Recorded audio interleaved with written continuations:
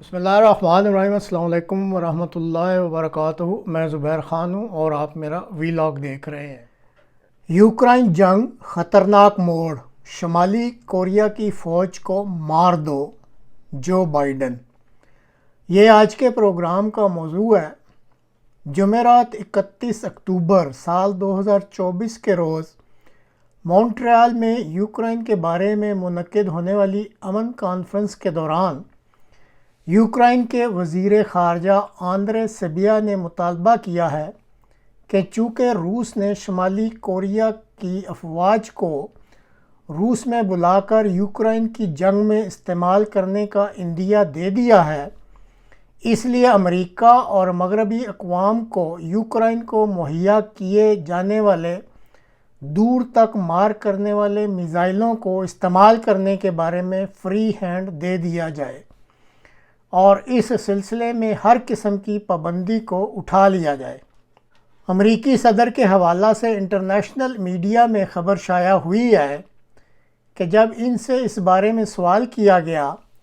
تو انہوں نے واضح طور پر کہا کہ اگر شمالی کوریا کی افواج یوکرائن کی سرزمین پر جنگ کے لیے حصہ لیتی ہیں تو یوکرائن کو چاہیے کہ وہ شمالی کوریا کی ان افواج پر واپسی حملہ کر کے ان کو مار بھگائے اور مار دے۔ اسی طرح یوکرائن کے صدر نے جنوبی کوریا کے چینل KBS کو انٹرویو دیتے ہوئے کہا ہے کہ وہ حیران ہیں کہ مغربی ممالک اور ناٹو ممالک شمالی کوریا کی روس میں 10,000 افواج پہنچ جانے کے بعد بھی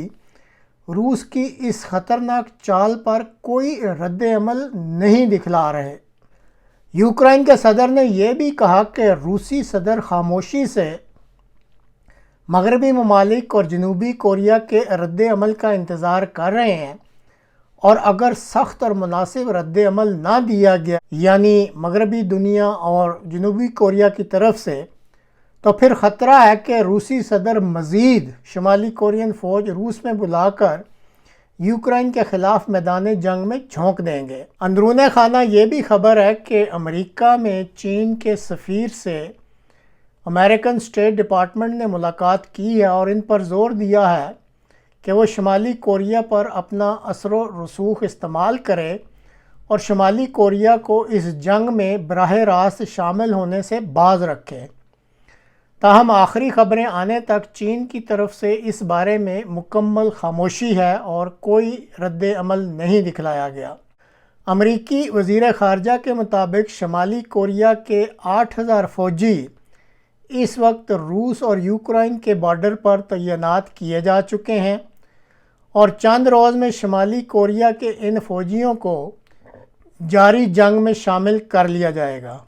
امریکی وزیر خارجہ کے ایک اور بیان کے مطابق اس وقت تک 10,000 شمالی کورین فوجی روس میں آ چکے ہیں۔ پہلے ان کو میدان جنگ کے بارے میں بتلایا گیا اور ضروری تربیت دی گئی،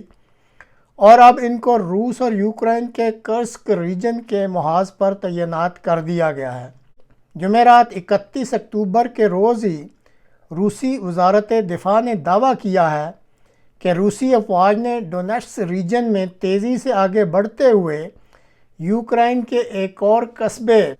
یاسنا پولیانا پر بھی قبضہ کر لیا ہے۔ ناظرین، 2 سال 8 ماہ سے جاری اس جنگ کا اگر گہرائی میں جائزہ لیا جائے تو کہا جا سکتا ہے کہ روس کو اس بات کا بخوبی اندازہ ہو چکا ہے کہ وہ اس جنگ کو کنونشنل جنگ کے طور پر تیزی سے نہیں جیت سکتا۔ چنانچہ روس نے اس جنگ کو وار آف ایٹریشن میں تبدیل کر دیا ہے۔ فوجی ٹرمینالوجی میں وار آف ایٹریشن اس جنگ کو کہتے ہیں جس میں جو متحارب گروپ ہوتے ہیں وہ ایک دوسرے کو بتدریجاً نقصان پہنچاتے رہتے ہیں، ایک دوسرے کی فوج کی افرادی قوت کو ہلاک کرتے رہتے ہیں اور فوجی ساز و سامان کو بھی تباہ کرتے رہتے ہیں، اور انتظار کرتے ہیں کہ کون سی سائیڈ افرادی قوت اور فوجی ساز و سامان کی کمی کا شکار ہو کر شکست تسلیم کرتی ہے۔ روس یوکرائن کی یہ جنگ بہت عرصے سے دراصل روس اور ناٹو کی جنگ بن چکی ہے، اور دونوں قوتیں خاموشی سے ایک دوسرے کو زیادہ سے زیادہ نقصان پہنچا کر شکست دینا چاہتی ہیں۔ تکنیکی لحاظ سے دیکھا جائے تو ناٹو ممالک روس سے بہت آگے ہیں، لیکن افرادی قوت اور اسلحہ گولہ بارود کے لحاظ سے روس کے پاس بھی بہت زیادہ وسائل ہیں۔ روسی صدر کے شمالی کوریا کے صدر کے ساتھ دوستانہ، ذاتی اور بہت ہی گہرے تعلقات ہیں، اور اسلحہ اور گولہ بارود کے بعد اب شمالی کوریا نے اپنی افواج بھی روس کے حوالے کر دی ہیں، جس کا مطلب ہے کہ روس کی افواج میں ہلاکتوں کی وجہ سے جو افرادی قوت کی کمی واقع ہوئی ہے، اس کو پورا کرنے کے لیے اور پھر اسی طرح اسلحہ اور گولہ بارود کے میدان میں جو روس کی ڈیمانڈ ہے اس کو پورا کرنے کے لیے اب شمالی کوریا نے پوری کوششیں شروع کر دی ہیں، یعنی اسلحہ اور گولہ بارود بھی مہیا کر رہا ہے اور اپنی افواج بھی روس بھجوا دی ہیں۔ ایسی صورتحال میں اس جنگ کا اونٹ مستقبل قریب میں کسی کڑوٹ بیٹھتے دکھلائی نہیں دے رہا۔ اب دوسری طرف مغربی ممالک کے سول معاشرہ میں اس فضول قسم کی جنگ کی وجہ سے معاشی کساد بازاری اور دیگر معاشرتی اور سماجی مسائل پیدا ہو رہے ہیں۔ مغربی اقوام کے عوام کی اکثریت اس جنگ کو بند کرنے کے حق میں ہے۔ دنیا اس وقت ایڑیاں اٹھا اٹھا کر امریکی انتخابات ان کو جھانک رہی ہے، کیونکہ ٹرمپ نے جیت کی صورت میں اس جنگ کو بند کرانے کا وعدہ کر رکھا ہے۔ اب اگر ٹرمپ کی جیت نہیں ہوتی تو روس یوکرائن کی جنگ مزید طوالت اور خطرناک صورت اختیار کر لے گی، اور پھر یہ بھی بعید نہیں کہ آنے والے سال میں یہ واقعی تیسری عالمگیر جنگ کا روپ دھار لے۔ تو ناظرین، اب دیکھتے ہیں کہ پردہ غیب سے کیا ظہور میں آتا ہے۔